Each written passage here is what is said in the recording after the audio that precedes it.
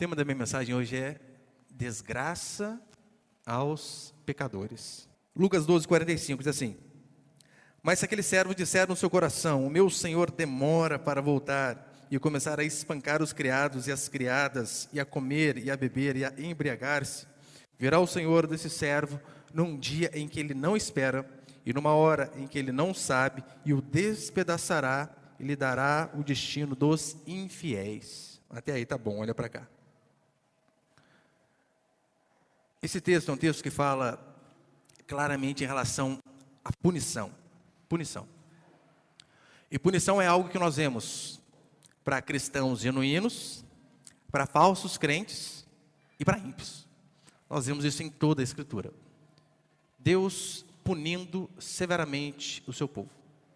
Principalmente o seu povo. Então, é de suma importância que eu e você venhamos a entender que esse texto não tem a ver com perda de salvação. Nós de fato não cremos nisso, né? Olha, perdi a salvação, não. Mas mesmo sendo filhos e filhas de Deus, por conta de pecado, por conta de não se posicionar de forma correta, nós, mesmo cristãos, podemos ser severamente punidos, e muitas vezes até mais que os próprios ímpios. Por quê? Porque, ora, somos filhos, e é isso que a Escritura diz: se estáis sem repreensão é porque não sois filhos, assim, bastardos. Eu sei que ninguém gosta de falar disso, mas uma das características de um filho de Deus é que quando ele erra, ele é punido.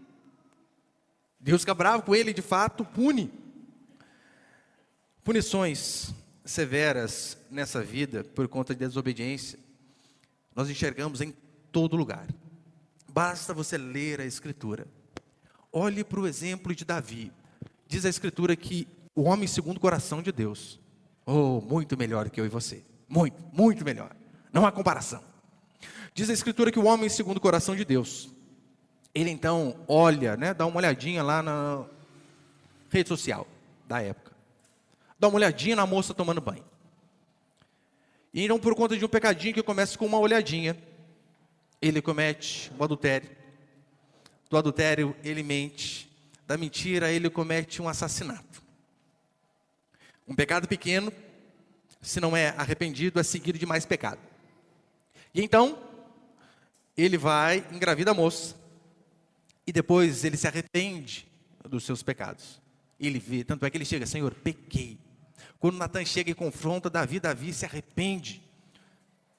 O Senhor perdoa? Óbvio que sim. Por quê? Se confessarmos os nossos pecados, o Senhor é fiel e justo para nos perdoar e nos purificar de toda injustiça. De toda injustiça, mas não de toda punição. Davi se arrepende. O filho ao qual aquela mulher estava esperando morre. Essa é a consequência imediata na vida de Davi. Sim, perdeu o filho. Não obstante, um filho estupra uma filha. Um filho tenta tomar o seu reino. Diz a Escritura que um de seus filhos sai com todas as suas mulheres no telhado para que todo Israel pudesse ver a vergonha do pai. E então, daquele dia em diante, a espada nunca mais saiu da casa do homem segundo o coração de Deus. Desgraça em cima de desgraça. Se Deus puniu esse homem, se veio desgraça sobre a vida de Davi, o que faz a mim e a você acharmos que podemos viver deliberadamente em pecado e que nada vai nos acontecer? Que ficaremos impunes. Davi não ficou. Quantas famílias eu vejo devastadas por conta de divórcio? Você sabe qual que é a proporção de divórcio fora da igreja no mundo? A média é 25%. De cada 4 casamentos, 1 termina em divórcio. Sabe qual que é a média dentro da igreja? 25%. De cada 4, 1 termina em divórcio. Ou seja, não há diferença. Uma vez um irmão, casado, e eu constantemente dizia a ele: não ande com esse tipo de gente. Isso aqui não é amigo para que você ande. Você tem uma esposa. Você precisa entender que você é responsável por uma casa. Não dê ouvidos. Rapaz, você tem uma esposa, você tem filhos. Não ande por esse caminho. Maus amigos nos levam a maus lugares. Maus lugares nos levam a cometer más ações. Más ações desgraçam a nossa vida. Então, por conta desses amigos que não prestavam, ele acabou cometendo um adultério. E sendo que ele já tinha me ouvido falar durante anos, priorize a Deus. Lidere a sua casa. Seja um homem bíblico, seja um homem de verdade. Não ouviu. Então um dia ele vem a mim, aos prantos, dizendo: minha mulher foi embora. Eu tenho que ficar sozinho? Eu falei: você a traiu? Sim. Vai ter que ficar sozinho. E aí nessas horas nós vemos marmanjos chorando, de soluçar. E eu disse a ele o seguinte: colha as desgraças do seu pecado. Você sabia qual o caminho, e ainda assim, continuou a fazer o que é errado. Agora, não adianta fugir.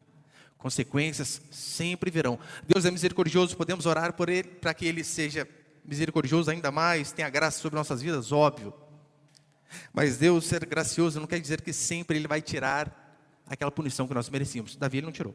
Perdoou Davi. Davi não perdeu a salvação, não deixou de ser filho de Deus, por conta do seu pecado. Mas que teve uma baita de uma desgraça em sua vida, ele teve. Deus despedaça, é o que diz o texto. Despedaça aqueles que vivem em pecado. Mas sabe qual que é o grande problema de hoje em dia?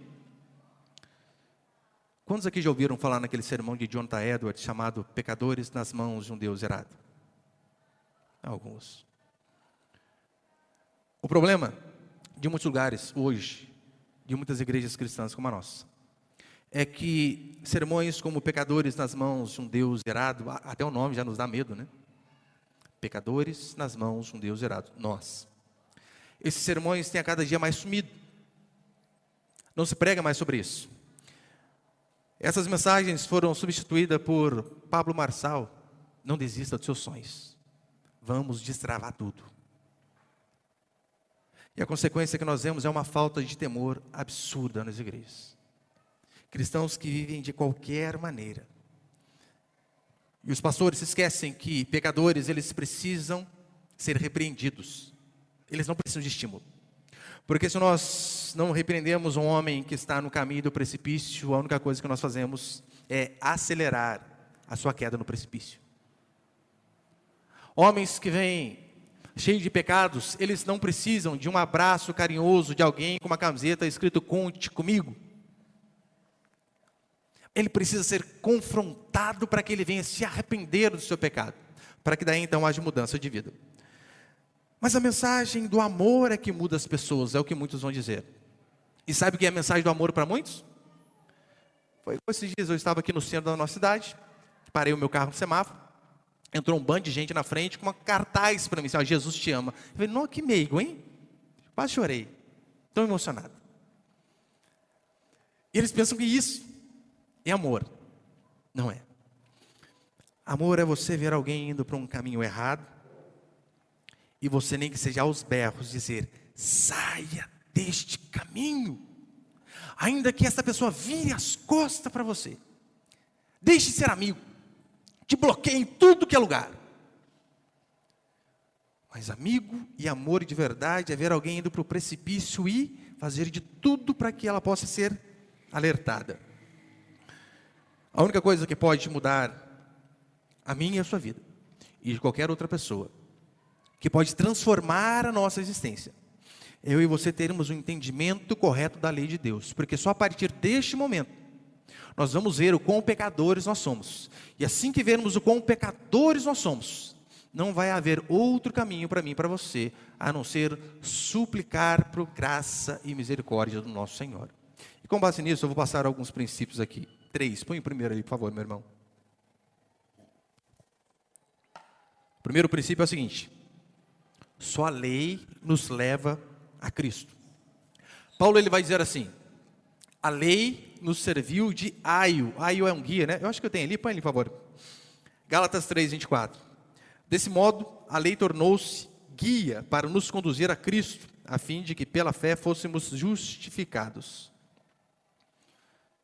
Não é a lei que salva. Não somos salvos pela obediência dos mandamentos, não. Mas Paulo diz que os mandamentos, que a lei, tem um papel fundamental. A lei é um tutor, é um guia, é alguém que nos leva a Cristo. E como que essa lei nos leva a Cristo? Eu sei que hoje, por conta de você ouvir para tudo que é canto aí, né, vivemos na era da graça. Os pregadores que hoje são ministros do Evangelho devem pregar a respeito da graça e para tudo que é lado. E eles dizem assim, porque a época da lei passou. Não estamos mais na época da lei. Aquilo é outro tempo. E se nós pregamos a lei, como eu vou fazer aqui, constantemente, sabe o que eu sou chamado? Legalista, retrógrado, antigo, antiquado.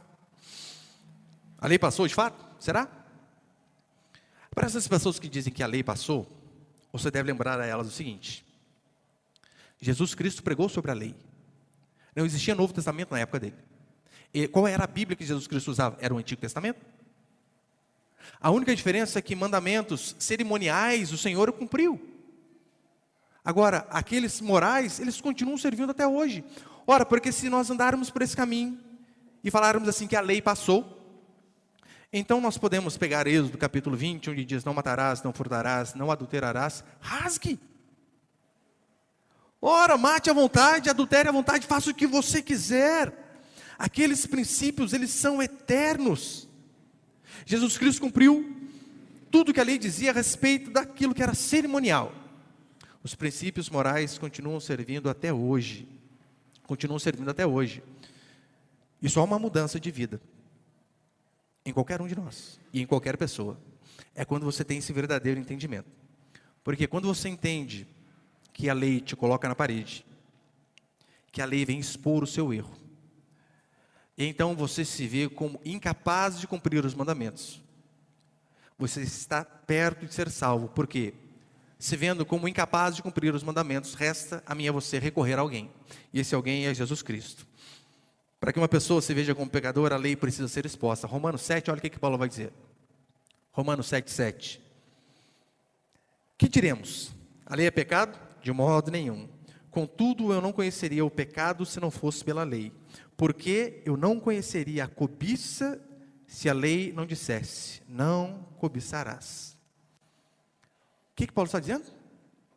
A lei, ela é um guia que nos leva a Cristo. Mas para isso aconteça é necessário que nós vejamos o nosso pecado. Ela funciona apenas como um guia.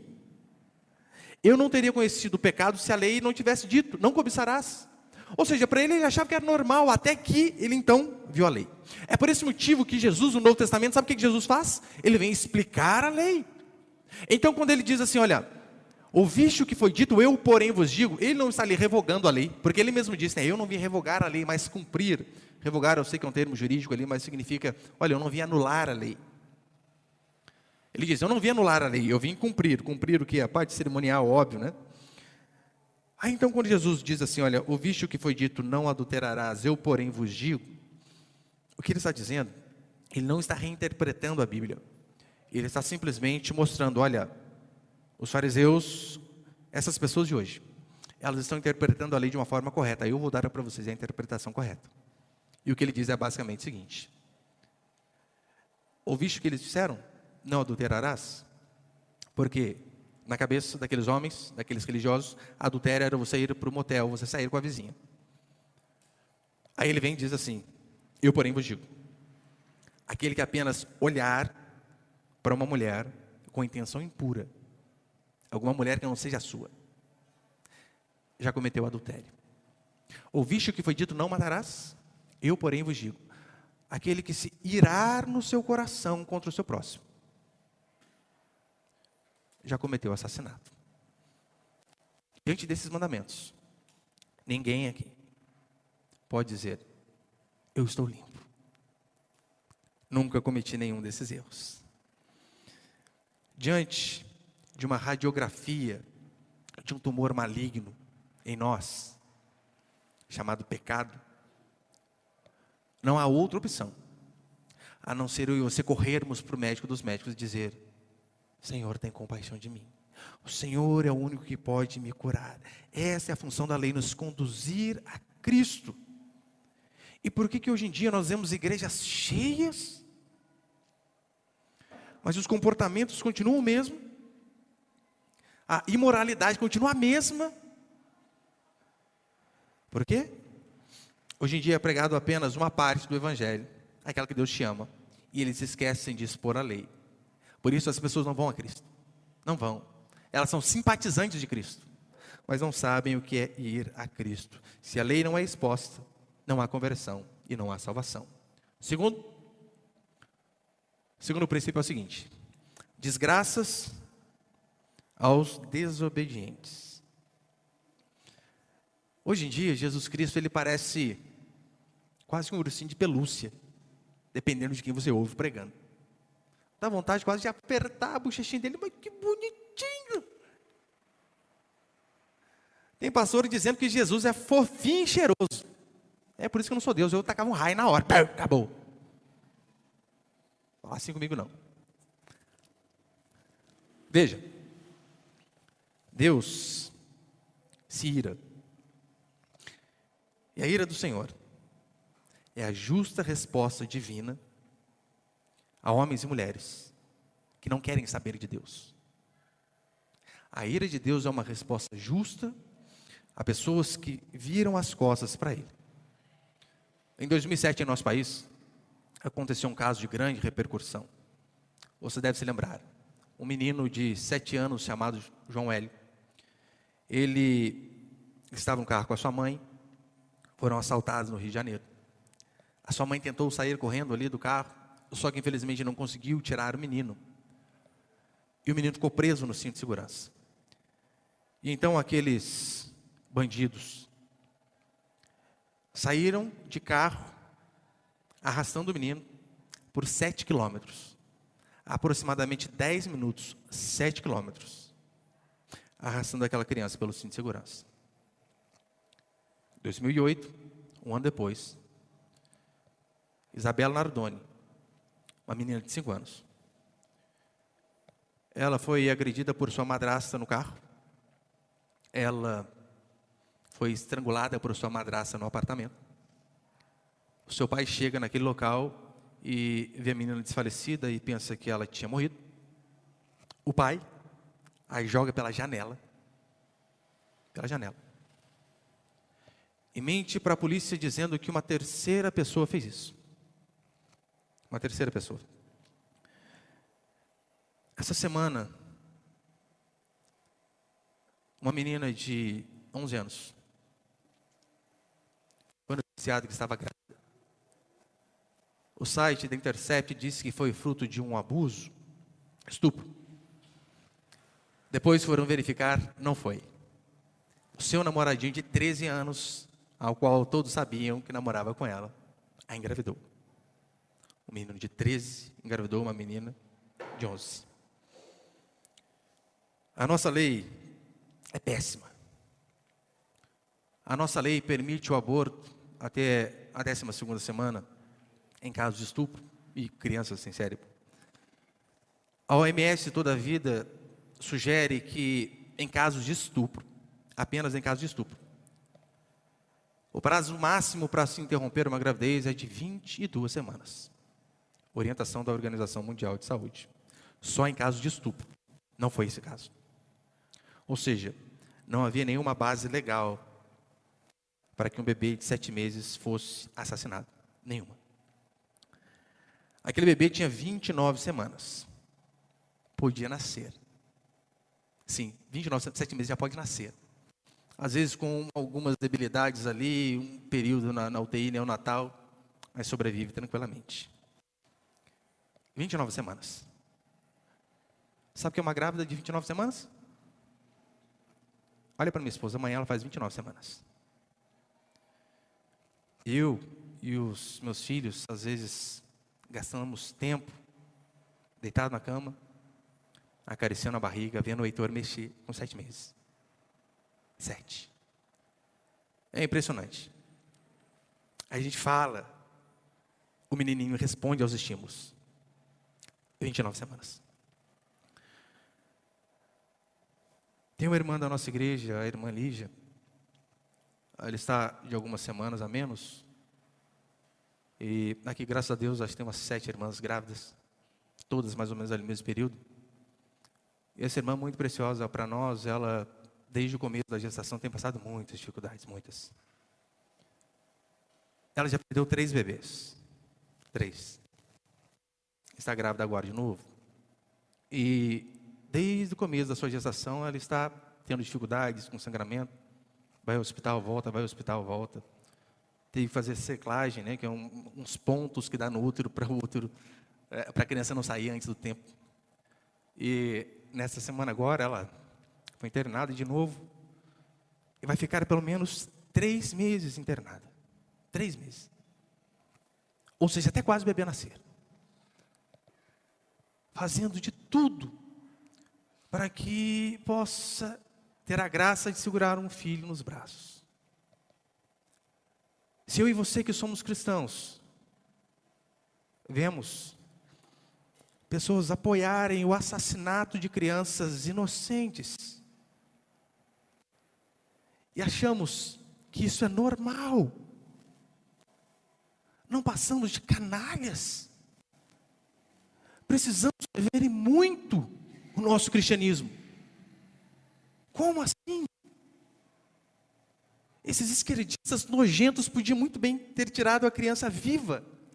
Optaram pela opção de matar antes de tirar.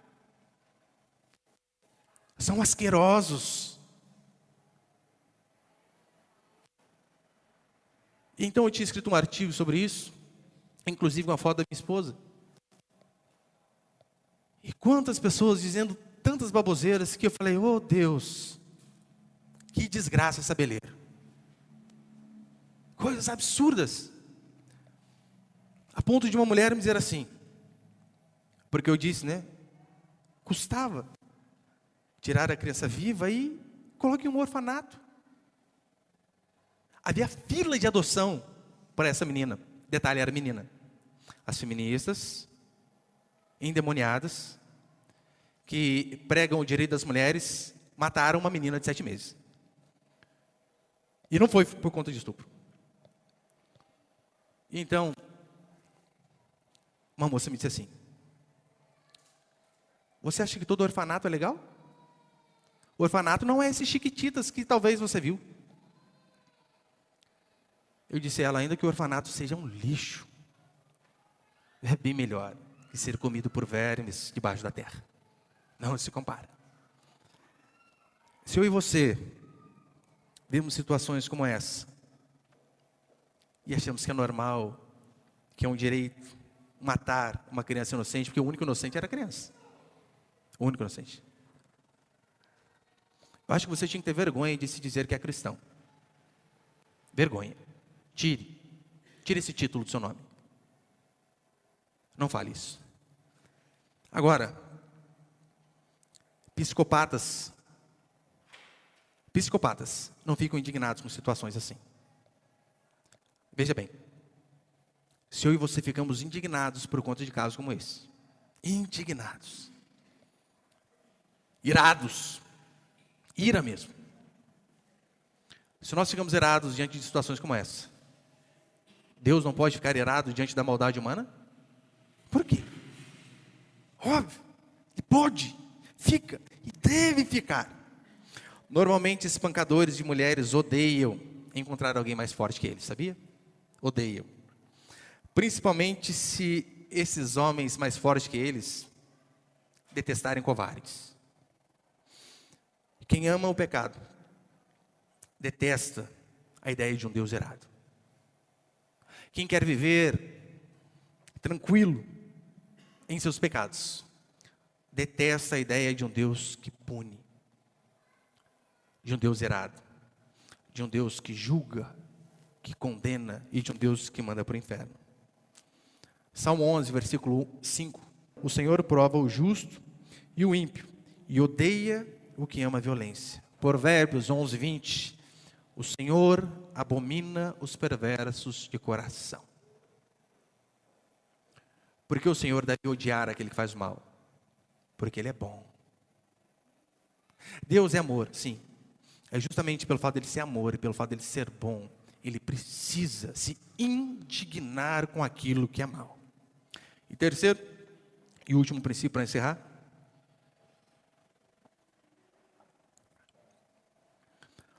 Deus não poupa a punição em seus filhos, ainda que pareça demorar.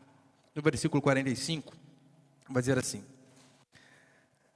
mas se aquele servo disser no seu coração, o meu senhor demora para voltar, e começar a espancar os criados e as criadas, e a comer e a beber e a embriagar-se, virá o Senhor deste servo num dia em que ele não espera, numa hora em que ele não sabe, e despedaçará, ele dará o destino com os infiéis.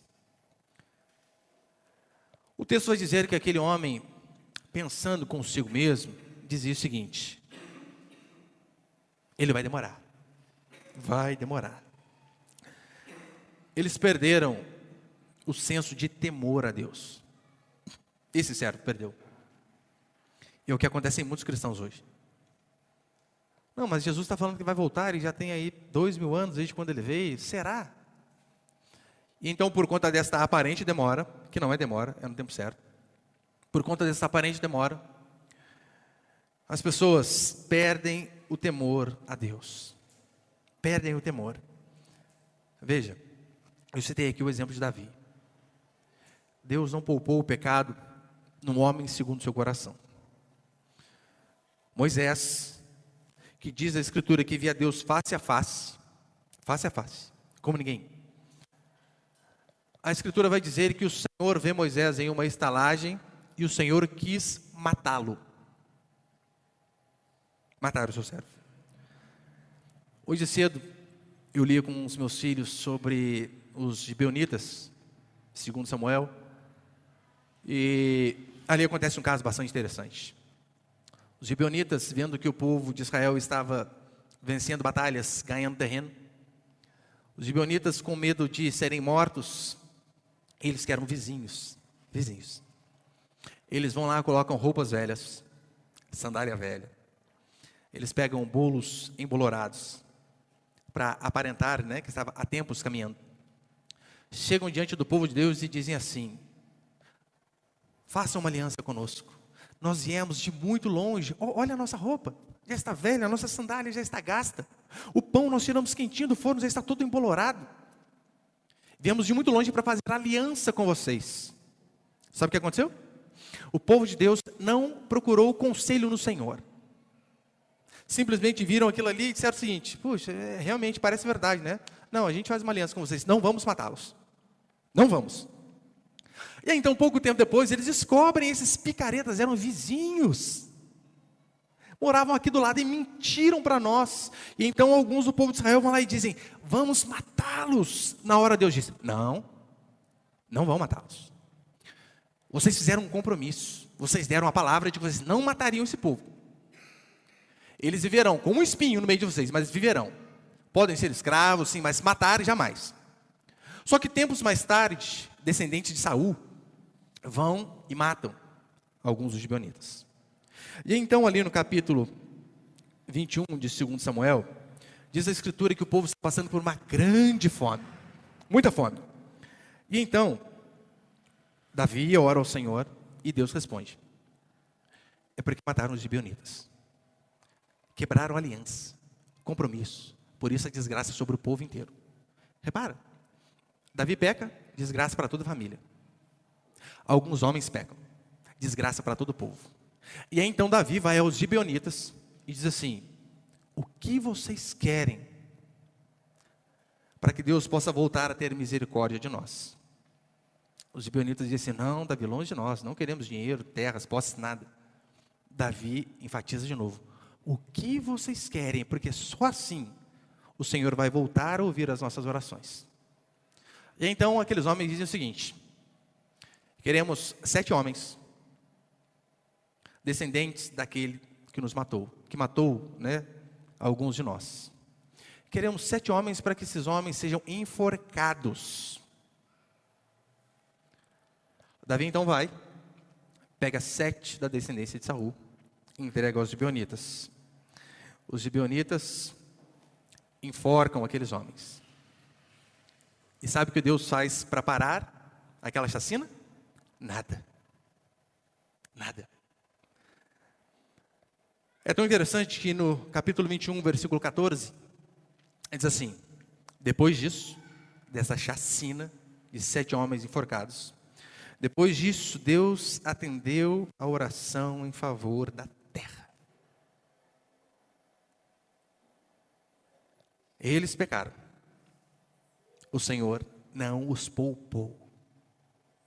Pelo contrário, só voltou a ouvir depois que aquilo foi resolvido. Então, que história que é essa que Deus não pune? Que história que é essa que Deus não pune o seu povo por conta de pecados? Que Deus é um vovô bobalhão que não importa o que você faça, mas Ele vai sempre te perdoar? Esse Deus não é o Deus da Escritura. Veja o que Deus fez com Israel por meio da Babilônia. A Babilônia era um povo terrível. Durante anos, profetas como Jeremias diziam assim: arrependam-se do seu pecado, ó povo de Deus, senão a Babilônia vai vir e vai desgraçar com vocês, vai acabar com vocês. Jeremias durante anos pregando em lágrimas, para que aquele povo pudesse se arrepender dos seus pecados. Jeremias 13:22. Se disseres no seu coração: por que aconteceram essas coisas comigo? Por causa de teus muitos pecados, as tuas roupas foram levantadas e foste estuprada.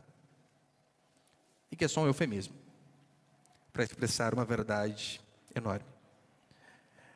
Ele está dizendo assim: olha, quando vocês começarem a perguntar por que tanta desgraça em nossa vida, ele lembra: por conta da multidão dos vossos pecados. É tão certo que depois de ele pregar durante anos, em 2 Reis, nós vemos essa profecia se cumprindo, de que a Babilônia viria desgraçar o povo de Deus. A Babilônia sitia, fica ao redor ali do povo de Deus por 2 anos, até que eles acabaram o mantimento, água e tudo, e infelizmente enfraqueceram e a Babilônia entrou. Dentre muitas desgraças que o povo babilônico fez ao povo de Deus, a Babilônia, usada por Deus para punir o seu povo. Dentre muitas desgraças, a Escritura vai falar sobre os filhos do rei Zedequias. Os filhos do rei Zedequias, eles foram degolados. Sabe esses assassinatos que você vê no Oriente Médio? Aqueles terroristas, arrancando o pescoço? Põe ali, por favor. 2 Reis 25:7.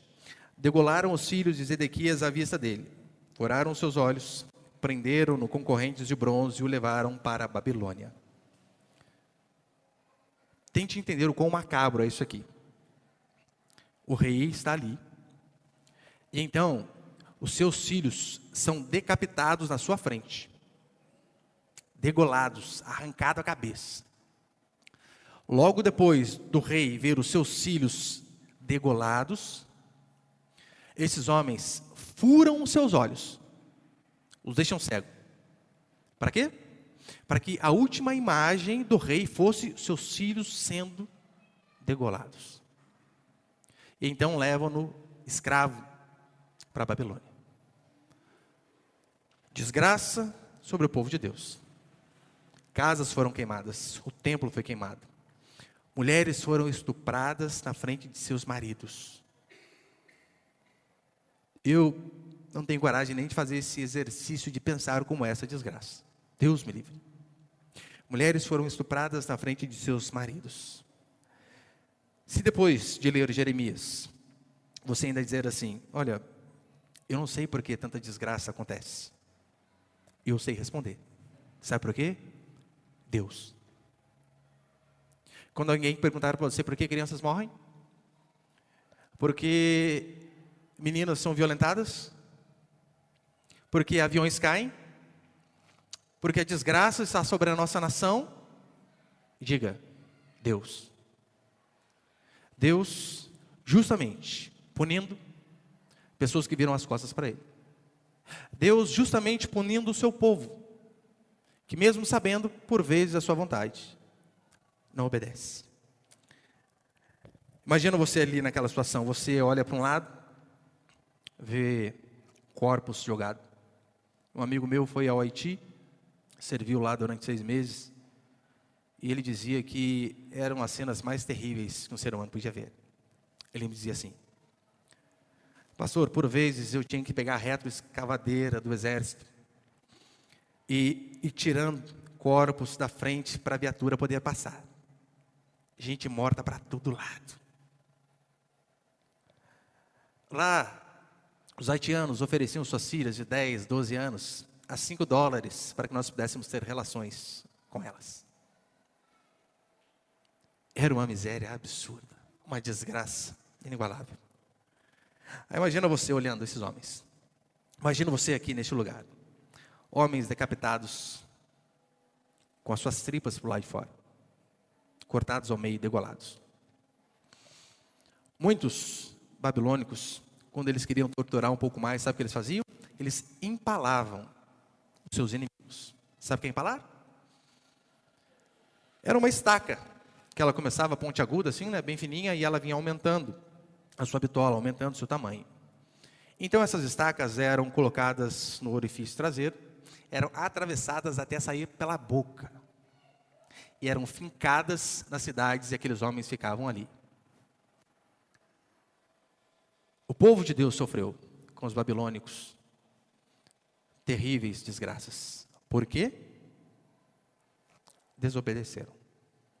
Foram infiéis ao seu Deus.